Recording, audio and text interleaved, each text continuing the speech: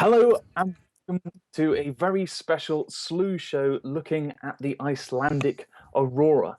I don't know if you've been following the news today, but this is going to be an amazing show. I am incredibly excited. If you haven't been following the news, the Earth is currently experiencing a geomagnetic storm. And we're getting incredible views of the aurora across Northern Europe, across Scandinavia, and in Iceland, where we've sent Slooh's observatory manager and our field astronomer, Paul Cox, and he's going to be talking to us later on the show.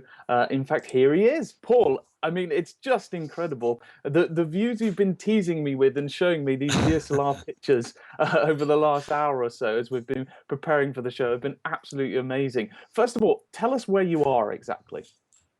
Well, as you can see on this map, I'm in the southwest of Iceland. So land of fire and ice, and tonight, green St. Patrick's Day skies with the aurora. It's just incredible. I mean, this picture was taken, I understand, just a night ago. This is last night actually. This picture we're seeing Yes. here, but this is where Yeah, you are. That little hut there on the side. That's where you are speaking to us right now. That's right. Yeah. Now tell us. This evening, you've already been out there. What's it like? I mean, as I understand, this is your first time seeing the Northern Lights. For people who've never seen them before, what is it like? What is your impression so far?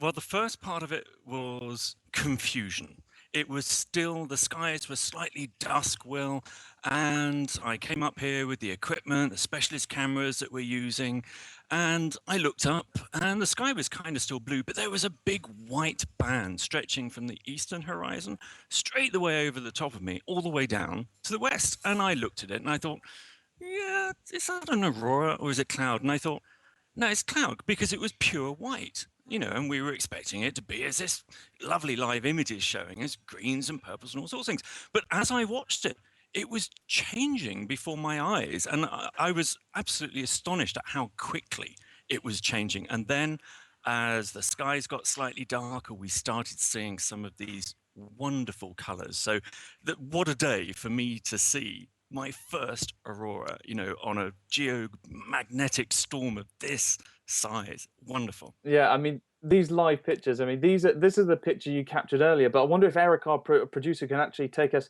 to the very latest picture. You see, look at those colors streaming down from the sky. You see, the aurora now appears to have sort of quietened down a bit. But Paul, one of the things we should mention is that when we talk about the Northern Lights, you always talk about going to either, the Arctic Circle or Antarctica to see them. And you always think of them being a phenomenon of the northern sky. But this picture, as any keen astronomer will recognize, it's actually the south. So the auroral activity is so energetic tonight that you're actually seeing it in the southern sky from Iceland. That's right. We were prepared to be pointing our cameras north as people normally do, as that first picture showed actually from a couple of nights ago, when all of that activity is there. But when things developed out here today, we saw that it was so strong that, I don't know, maybe you can explain it to us. There's a ring, isn't there, which is formed around the Earth, and it's moved so far south that what we're looking at there is directly south. So that is the southern horizon. That's right. Yeah, So the auroral pretty oval, unusual, that isn't it? sort of that zone around the sort of crown of the Earth, really, that auroral zone oval actually moves when you get a lot of energetic activity, and it can actually spread and widen. And I'm sure we're going to talk a lot about the science of what causes the aurora. But if you out there have got a question on Twitter about what you're seeing on the screen, or maybe even you're very lucky enough to actually see the aurora from where you are, send us a question using the hashtag #SloohAurora, and we'll do our best to answer your question and talk about what it is we're seeing tonight, because it is so lucky that on the night that we chose to do an aurora show with Paul in Iceland, we didn't know this was going to happen. We get a geomagnetic storm, and in fact, one of the strongest geomagnetic storms we've had in many, many years. Paul, you were talking earlier about the sort of shapes that you actually saw. Could you describe what, in terms of the way it moved and sort of what happened over a period of time? Well, to start off with, it was just literally a band, but it suddenly seemed to have quite a lot of depth. So the white wispiness was kind of going vertically as well. And then what we saw in this photograph, we can just about see it. In fact, some of the latest images, this next live image has got some more of these kind of features coming down. So from the crown directly overhead at zenith, these kind of spokes coming down into then the green band forming on the bottom. So what was I seeing there, Will? Well, essentially, I guess in order to explain what we're seeing in terms of the aurora, we kind of have to go back and look and take a sort of big picture view, because we've been talking about geomagnetic storms, and we kind of Yeah. hinted it might be that the sun is involved. Well, basically, what's happening is that particles are being accelerated from quite far back in the Earth's magnetic field, what we call the magnetosphere around the Earth, and they're being accelerated at high speeds into the gases in our upper atmosphere. And when they hit the gases, they can basically excite the atoms or molecules there. So predominantly, this is oxygen and nitrogen. And so when you hit an oxygen atom really hard, you give it some energy, and that sends it into what we call an excited state, and it stays there sort of juggling around and in this sort of energetic state, but eventually it wants to relax back down and give away some of that energy. So what it does is it radiates a photon. It radiates this little packet of light, and that packet of light, the energy that it has, is very, very dependent on how much energy it was given in the first place. And so predominantly what we see when oxygen glows is this beautiful green light, and that auroral glow is what you've been seeing this evening. Right. And now we're starting actually just to see in the latest live image, we got some beautiful purple bands. Oh, this is the activities coming back, Will. What we saw earlier when we were Oh, setting up for the brilliant. show, it's coming back alive again with something directly overhead with rich purple colors. So we'll switch to those images in a little bit. But there's that band that we were talking about. Now, this storm is incredibly unusual. It's so powerful. So is this why people further south who can't usually see the aurora might be able to see it tonight? That's right. So what's happened basically is, as you saw at the beginning of that animation, there was a huge sort of yellow line sweeping past. Well, in that animation, that's representing what we call a coronal mass ejection, which very simply is just a massive cloud of plasma traveling through space, somewhere in the region of 1 billion tons of material. And gas essentially Wow. brushes past our magnetosphere. And if it's got the right configuration, if it's got the right conditions, it can actually connect and interact with the Earth's magnetic field and essentially supercharge the energy in the magnetosphere. And that's what can really drive these auroral displays, because on a normal night from the Arctic Circle, somewhere like where you are, Paul, in Iceland, or maybe Norway, somewhere like that, you do see this green glow on the horizon. But tonight is very, very special, because as you can see in these live pictures that are, as we say, looking south from Iceland, you can see that the auroral oval has expanded and it's head much, much further south. And so this is a sign that the Earth's magnetic field is supercharged. And it's just incredible to see these pictures. I mean, you can see actually just up there, right in the top left of the view. Look at that ray that's beginning to form, and you've got a purple ray that's sort of shooting towards your head as well. Well, this is getting a lot stronger now, Will. The images are coming up. I've suddenly got this focal point almost at the top of the Yeah. images. So we'll see this just in 1 second. So do comment on that when that comes up. So this is all to do with energy from the sun. That's right, Does yeah. the solar cycle affect how much and how many aurora we see on Earth? Absolutely, yeah. So the interesting thing is that the sun has this cycle of activity that lasts about 11 years, and what that means is basically the sun starts off with a fairly sort of organized plane magnetic field, and over time it gets twisted and contorted as these sort of magnetic regions begin to build up and create sort of pent up regions of magnetic energy. We call these sunspots. You know, we see them on the surface of the sun with our space telescopes, and they can actually see, you know, these actual regions where the magnetic fields are bursting through the surface. And these sunspots, these active regions, are much more common around the time of solar maximum, so the peak in the solar cycle. But there's an interesting other effect, is that as we come down from that solar maximum, you also tend to see a lot of these eruptions and a lot of these clouds of materials being thrown out into the solar system. So now's a great time, actually, to be looking out for the aurora. And look at that! Will, Look at that! look at this. It's Look at that! wonderful. And I'm going to be going outside as soon as the show's over to actually look at this. And we're going to be taking actually some very special photographs later on at some of Iceland's big tourist spots, the Gullfoss Falls and the Struckor Oh, Giza. So have a look in the Slooh members clubhouse, because we're going to post those there, and we're going to put some time lapses in there as well. So what am I seeing now? Why is this the focal point? And there's this question as well, Will. yeah. We've got What's the this difference question between the about what purple and the causes the. green? Yeah, so the different colors of the aurora are caused by basically a different. You can think of them almost like different forms or energies of atoms that are basically giving off their light. So you remember I said that what causes the green color is when an oxygen atom is basically energized and is given a certain amount of energy. Well, in an atom, Yeah. there are these different levels, right? And the different levels where the different electrons are, they basically represent different energy levels. And so when a photon of light is emitted with a certain energy, it's green. We can think of like an energy like a wavelength or a color, and so it's green. But different atoms, different molecules emit different colors. So, for example, you get a very, very beautiful sort of ruby red color when you get energized oxygen atoms, but sometimes you can see a beautiful what's known as the nitrogen fringe, which is like this very pinkish white light along the bottom of some of these curtains. And even if I remember rightly, I think the purple color is caused by nitrogen. So all these colors can mix together and you can create these incredible sort of colorful tableaus like these ones. I mean, look at that. That was a picture from Yeah. the other night, I believe, on your expedition. But it just shows Yeah. you that these beautiful colors mixing together create this just absolutely amazing view. It is, and you know we're so lucky to be here. The weather's been absolutely appalling here this week. This of course is the part of our Slooh solar eclipse, total solar eclipse expedition, and we stopped off here to look at the aurora. All of our flights were cancelled to start off with, you know. So we started the expedition late, and then the weather's been appalling ever since.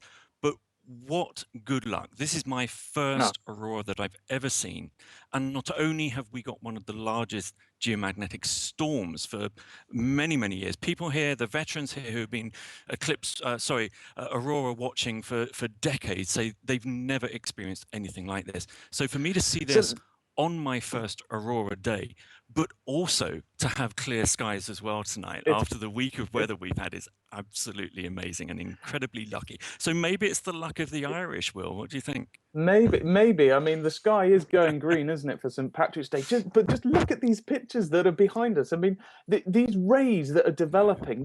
This feature you can see here on screen is what we call an auroral corona. And basically, what you're essentially doing Okay, is looking straight up into onto the magnetic field lines where all those particles are being funneled down. So it's like, you know, when you stand well, maybe over a bridge and looking on a very, very straight section of road, and it appears like the road is sort of converging towards the horizon. Well, that's what you're seeing here. So these essential magnetic field lines are coming right. down right on top of you, and the particles are causing these sort of columns of light to glow. But because you're underneath them, it looks like they're sort of radiating this amazing. I like to think of it like a waterfall of light. So am I being pummeled by high energy particles at the moment? No, and that's the interesting thing is that the aurora can only happen at these high altitudes of around about 110, 120 kilometers in altitude, and that's because the gases in the atmosphere are Okay, really, really rarefied up there. Where when it gets too dense, when those excited oxygen atoms are sort of excited, they can bump into other atoms and give their energy away, and they don't glow. right. So they need a specific amount of time to elapse in order for them to glow. So for different colors, that's different time. So for example, different types of oxygen take I don't know, I think it's just over about a minute to radiate one type of light. So that might be the green light. And then for the other type of atoms, it might be the red light. It might take, I think it's around about 70 seconds, I think, for the red light to emit. But if it was too low, if once you get lower down into the atmosphere, the density of the gas there gets too much, and the atoms can just give away their energy before they have a chance to radiate it. So the very fact that we see the aurora is the fact that we've got this rarefied atmosphere where this incredible sort of interaction's happening. But look at the what I love about just to this put is this just in the way. context, well, as we said, go on, carry on. Oh, I was just going to say the amazing the rays that are coming down the sides here. It really, what I love about it is it actually traces out the magnetic field lines. I mean, it's like the old school experiments, which I'm sure you've done, Paul, where you put iron filings around a bar magnet, don't you? And you see Absolutely, the iron filing. one of my favorite ones. I still do it, actually. Well, I don't have to be a school kid to Yeah. still enjoy that kind of stuff. But just to put this image in context again, we're in the southwest of Iceland, and normally we'd be looking at this kind of auroral activity facing north, but actually my camera at the moment, we got some specialist camera and equipment photographing this, and it's pointing directly south. And just behind my image, actually, on the screen is the constellation of Orion. So that's setting down in the west, and the very bright object in the middle of the image here is the planet Jupiter. So that kind of puts us in context in the sky. And it also explains why we're getting reports online from Scotland, from Wales. I've seen amazing pictures of the aurora, and essentially down here in the UK, down farther south, essentially we're looking side on into this aurora display that you're seeing. So if you can actually imagine the geometry of what we're seeing, because you're looking up into these amazing curtains of light, whereas we here further south, right down, as I said, as far as Wales here in the UK, and also parts of Northern Europe, we're looking side on into these curtains of light. And so it really does give you a sense that you are looking at this section of that beautiful auroral oval. I mean, look at that picture there. You can see that the great arc going over the horizon. That is the auroral oval. It's just stunning. And that was the Strachor geyser actually erupting at the same time there. That was taken slightly earlier on this week. So people in Europe, the UK, and also in northern parts of the USA, when they want to see this potentially tonight, they're going to be looking at their northern horizon, aren't they? Yeah, I think that's going to be true. I mean, before we came on air, I had a look at the latest forecasts and latest activity, see what's going on, and this storm really is keeping up its energy. It doesn't seem to be abating just yet, which is really good news. But yeah, from the UK, you're still going to have to look north, even though you're looking south there. You're still going to have to look low on the northern horizon, possibly. Look out for potential sort of red tops. Maybe if you're very, very, far south, sort of down where I am in southwest England, chances are you might notice, I don't know, maybe a purplish or a pinky reddish glow on the northern horizon. And if it gets really active, you might begin to see a faint sort of monochromatic band very low on the horizon, and that will be the sort of bright green aurora. But I don't know about when you were outside, Paul, did you actually notice, did you see any color at all? Yes, absolutely. The kind of colors that we're seeing now in these live images, it was this kind of rich green color. That seemed to be the predominant color.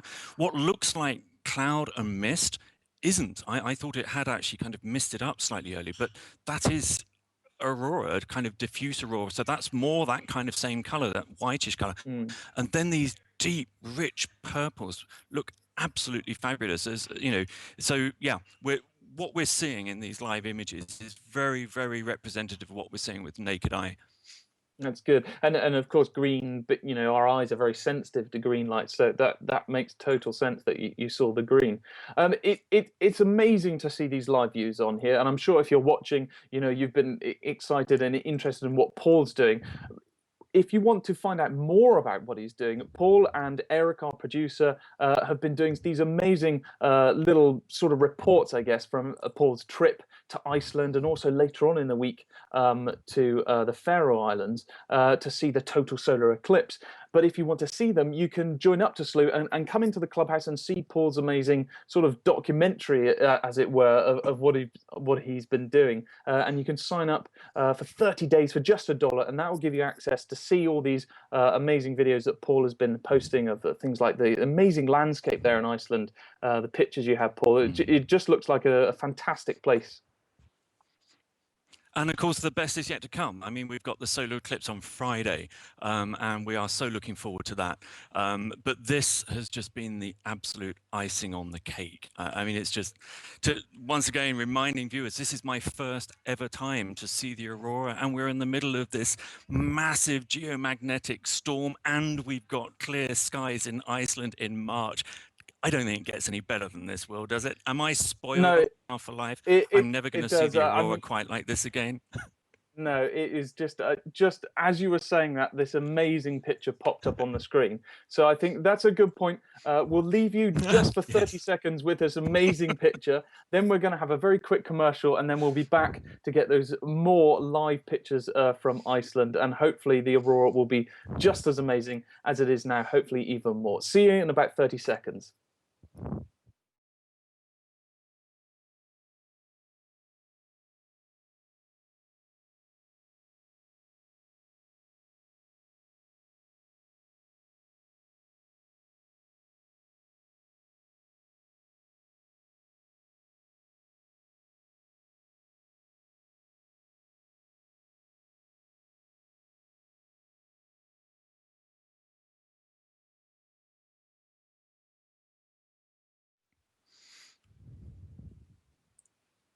Hello, well, welcome back to this, for me, even for me, extremely exciting Slooh show, looking at these live pictures from Iceland from Paul Cox, our field astronomer, who has basically got an automatic DSLR set up right outside that cabin that you can see there, right behind him, and bringing us these live pictures of the Northern Lights from Iceland and these spectacular views. Paul, we should talk really about what you're doing in Iceland. What on earth? Why on earth have we sent you all the way out over there into this amazing landscape? But what are you doing there? I'm sorry. I'm just giggling because I've seen the latest image, which is just about to be uploaded to you guys. And it's beautiful. It is absolutely stunning. There are several large bands of beautiful auroral activity. There's a satellite going through the image. So that's going to be hitting the screen any minute now. But yes, this is part of the Slooh Aurora and Total Solar Eclipse expedition. So we are heading off tomorrow, actually. We won't get any sleep tonight. We are all going to be outside watching the aurora all night.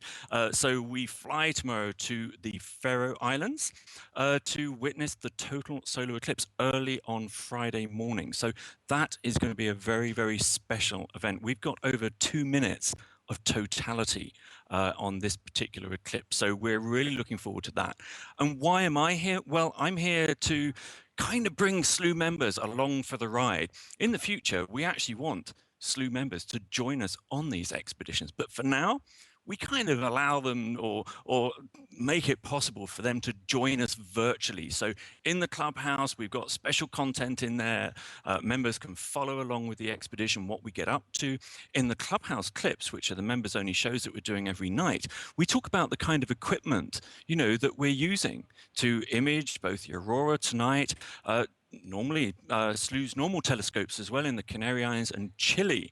I will let you comment on that image, Will. What do you think of that? That is just extraordinary, isn't it? Look at those colors. You've got a satellite going through the field of view there, but just you can. Yep. This is very typical, actually, of aurora displays. You get these moments where everything sort of settles down, and you get the very diffuse glow on the horizon. In this case, a southern horizon. But then things pick up, and that's what I think is the real magic of the aurora. Is you can be looking at 1 minute, and you'll see, okay, something very quiet going on, and then boom, all of a sudden the sky fills with color, and that's what we're seeing tonight. We've got to actually talk about this. Is an amazing view. You've actually got a DSLR camera, haven't you, set up right outside the door there, that's basically snapping away, right? Yep, yep. With a very wide angle lens, so we got a little bit of kind of curvature on it. It's why the horizon is a bit curvy, but it allows us to take this huge area almost from the west horizon all the way through the east. And certainly the display tonight, a lot of the other members of the expedition who have been photographing Aurora for quite a time kind of say that normally they're pointing to a small amount of activity, but I was going to use a fairly kind of narrow lens. But as soon as we saw this kind of spreading across the entire sky, then I got this wide, ultra wide angle lens. And it really is picking up now, Will. It's going back to how it was just before we started the show. You can really see that because there's that sort of pinkish reddish top to these auroral curtains is a good sign that things are pretty energetic. You haven't just got a sort of quiet, diffuse glow, and you can really see the curtains forming. I mean, that auroral corona is very, very, very clear, sort of radiating all from the top of the screen. But you see those rays. What those rays Yeah. will change, and actually you can see from the previous images how they're getting much more defined. So that again is the real magic of the aurora is how it's changing, and hopefully we'll get some more views as we go through the program and go through the show. Look at this, look at that, just coming in the way it's sometimes you see these almost sort of really quite spooky forms that appear to shimmer and glow. And one thing I would It's recommend, Paul, when you get mm, out this evening, just take it all in, because it can be one of those things where I'm an astrophotographer. I try and take pictures and stuff, but as this is your first one and this is going to be something that you're going to remember for the rest of your life, just go and sort of drink it all in, because that is so special. Well, I have my Arctic coat, so I am actually planning. There's a lovely kind of bench outside. I'm planning on just laying on my back outside and staring up at it. But we will be taking these special images later on as well, which will be absolutely amazing. We're hoping to get more images of the Struckor geyser with that erupting with the aurora in the background. We've also got the Gullfoss falls, a waterfall, and it's going to look absolutely stunning. So we're going to be publishing these in the Slooh members clubhouse later on. Now, Will, back to the expedition, the solar eclipse expedition. So we're flying tomorrow. Now, we had reports earlier that this geomagnetic storm was so powerful that it could affect our flights. How does that happen? There's a couple of ways it can actually work. I mean, when you have these very strong geomagnetic storms, sometimes I've heard reports of basically airlines diverting their flights away from the polar regions, because you can get a lot of high energy particles coming into the atmosphere, and it's generally not a good place to be flying under very extreme conditions. You get all sorts of radiation, and you might know that when you're flying in a plane, you get higher doses of radiation anyway than Yep. as we were on the ground. So it's a good idea generally not to fly over the polar regions when this is going on. But this is the amazing thing about this phenomena is we call it space weather, and it's actually probably something that most people don't even consider, is that the sun is constantly sending out this stream, this solar wind that buffets the Earth's magnetic field, and it can create beautiful aurora displays, but it can also affect things on the ground, and certainly satellites. They can become charged, and so when you get these very energetic displays, people, national agencies, people who are running power grids and things like that, do have to bear in mind what's actually going on, because it's one of those things where you don't want a lot of damage to occur, say very sensitive satellites which could become electrically charged. Now this is one of my favorite animations. This is actually data from the Themis all sky camera network, and what you're seeing is essentially what you're seeing, Paul, but from Wow, but space essentially. So you're this is obviously a recorded segment, but you can see the shape of the auroral oval, and what's actually occurring in that beautiful sort of swirling moment that comes and goes is that's an auroral substorm. So these are these very short periods of very intense activity where you see a lot of that discrete aurora, these beautiful curtains and rays, and then you'll see it sort of settles back down in places to a sort of diffuse glow, and then sometimes it sort of zooms back up. But each of those little blue circles is the view of an all-sky camera located across the US and okay. Canada there, and so that just gives you an idea of the view if we somehow had superhuman vision looking down and look down. That's what you'd see on a night like this. Well, we've got the next best thing to superhuman vision. We've got Slooh. So not only do people get to see these enormous astronomical events like the aurora, like the total solar eclipse, but also our telescopes, our high-powered large telescopes. How about a half-meter telescope high in the Canary Islands, flagship That's right. observatory where members control that every night, point That's it to right. whatever they want. So, but Will, this is still going on tonight. It's getting stronger and stronger as we watch the latest live Yeah, images coming in. yeah. It's, I really have been spoiled, haven't I? As an Aurora newbie, I think one of the things that, going back to what you just said, one of the things that has surprised me most is just how quickly it's changing. I thought it was kind of slow motion event, but actually it changes right in front of your eyes. It's absolutely wonderful. It really does. And when you get those bright curtains, you would be amazed at how quickly it sort of changes. You wouldn't have thought like a celestial phenomena changes so quickly. I mean, you and I, Paul, we know that, if we're looking through a telescope using one of Slooh's telescopes to look at something, the night sky barely ever changes. You might be very lucky to see a Mm. supernova or maybe an asteroid passing through the field of view. But with the aurora, it is really just that most Mm. incredibly dynamic phenomena. And Sorry, it will. I'm laughing, Will. I'm laughing because I can see the next image that you're about to be hit with in a couple of Right. minutes. So don't go anywhere. I know we're nearing the end of the show, but we have You're to putting me stay on for this one tenterhooks. last image. Why don't you It's do a quick difficult to see. roundup for us, Will? What it is we're actually seeing tonight. Remind people what it is that we're seeing, this green sky on St. Patrick's Day. So I guess essentially what we're seeing is the Earth's magnetic field interacting with our atmosphere, and the charged particles pouring down in from the magnetic fields are surrounding the Earth as we're basically being buffeted, if you like, by a pretty strong geomagnetic storm that was essentially kicked off quite a few days ago by an eruption on the sun. So it's all part of this amazing, wonderful interplay between our star, our planet's magnetic field, and it's all conspiring to produce, well, really, I think personally, the most spectacular natural phenomenon that we know of. I mean, you just look at these pictures, and I can tell from the enthusiasm in your voice, Paul, and the sort of excitement, and I've been shaking since about 8 o'clock when I first saw these live pictures, knowing that this is what we were seeing live from Iceland. But yeah, I think it's one of those things that really it does have a profound effect on you, and I'm sure, Paul, you feel the same when you have a chance to really enjoy the show later on this evening. Absolutely. And if you think I'm getting excited about the aurora, wait until Friday morning, right? When you see how excited I'm going to get with the total solar eclipse of the sun, Oh yeah. which is going to be live on Slooh as well. So we're going to be reporting on that one direct from the Faroe Islands. One of only two places, Will, where you can actually see totality. That's going to be a really, really cool event. Yeah, it's going to be incredibly exciting. I mean, this is an amazing week actually for Slooh. I mean, we had planned, to have a lot of shows in the build up to the eclipse and maybe see the aurora, but to have this all come at such short notice, and have this geomagnetic storm with you right there in Iceland, and then that solar eclipse that, as you say, it's going to be incredible, and we will be covering it here live on Slooh. Paul, as he said earlier, is going to be in the Faroe Islands.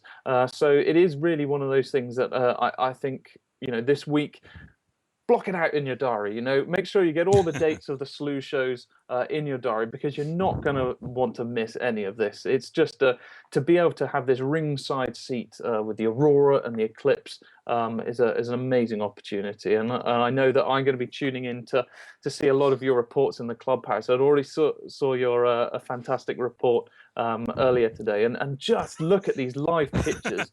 We haven't got long left actually on the Slooh. I'm looking on the clock, thing. We've only got 10 minutes left. I know that I'm going to be getting you, Paul, to email some of these pictures to me and stick them in the clubhouse so we can see them, because yeah, it's this is, look at that, It's look at that corona, that just it's looking stunning. straight up into that amazing show.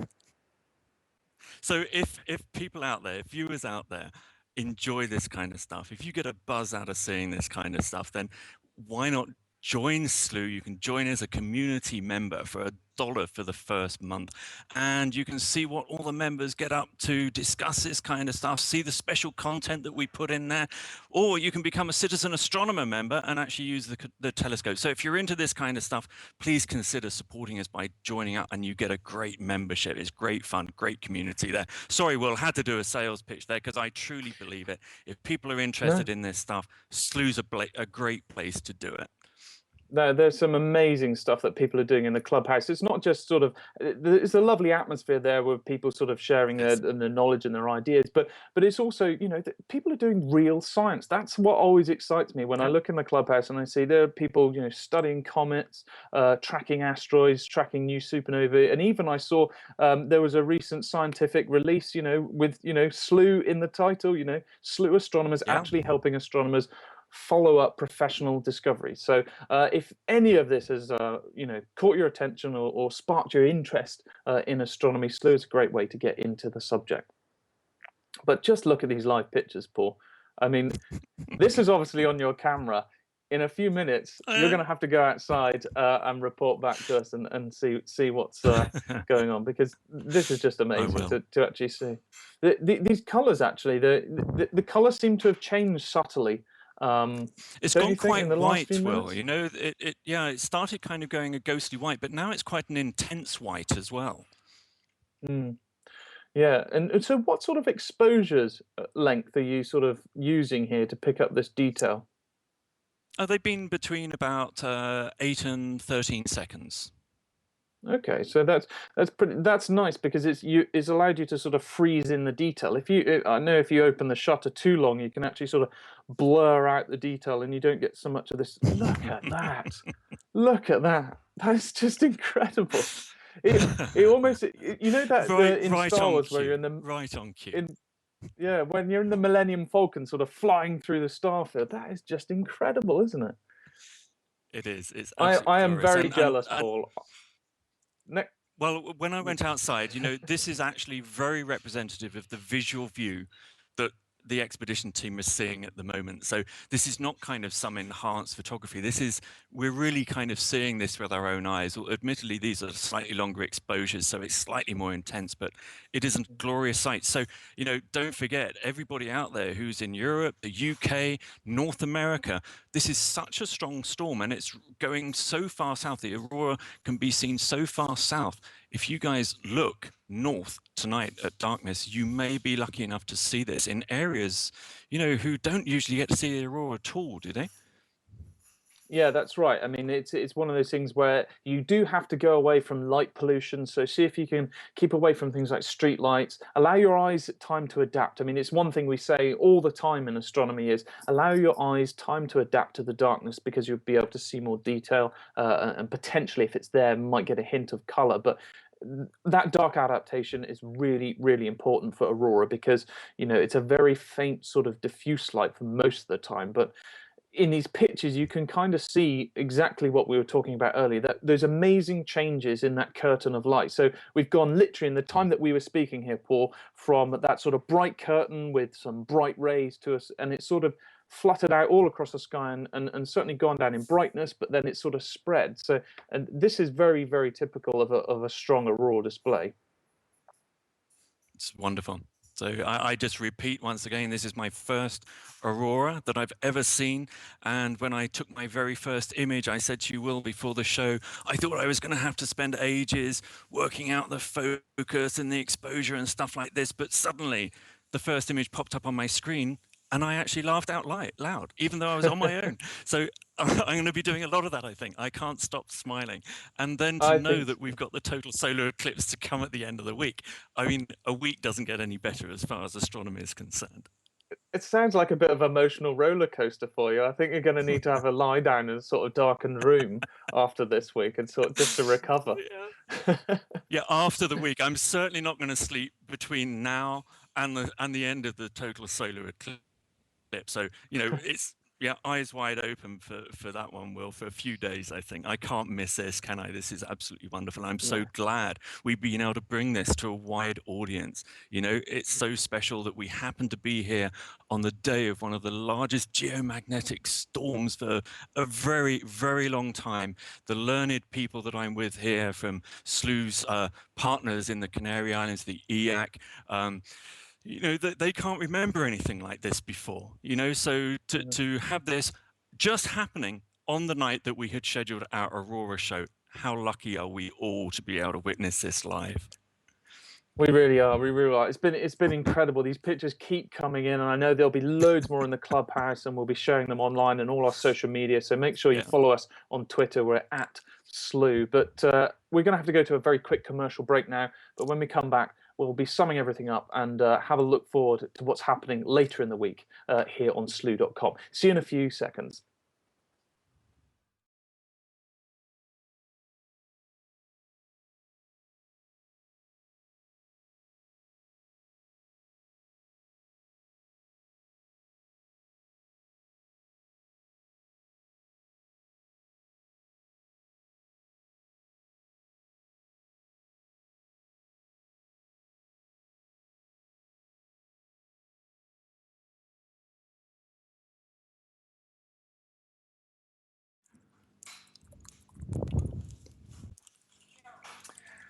Well, hello and welcome back to Slooh's live Icelandic Aurora show with Paul Cox, who's actually in Iceland as we speak. It's been an incredible 40 minutes. It doesn't feel like 40 minutes, Paul. And just seeing these live pictures coming down, I know we were both nervous. Would we get the feed right? You know, would the weather cooperate? And I think just looking at that picture there on screen really.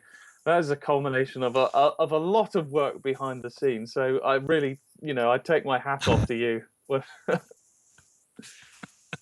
I'm sorry, I just can't stop smiling tonight. I mean, it really is the luck of the Irish tonight on St. Patrick's Day. The sky here over Iceland is turning green for us. You know, it's just absolutely wonderful. You know, my first Aurora doesn't get any better than this. I think I've been spoilt for life. I'm never going to see one as good as this, and we've been able to bring this to anybody who wants to watch it on Slooh. It's great.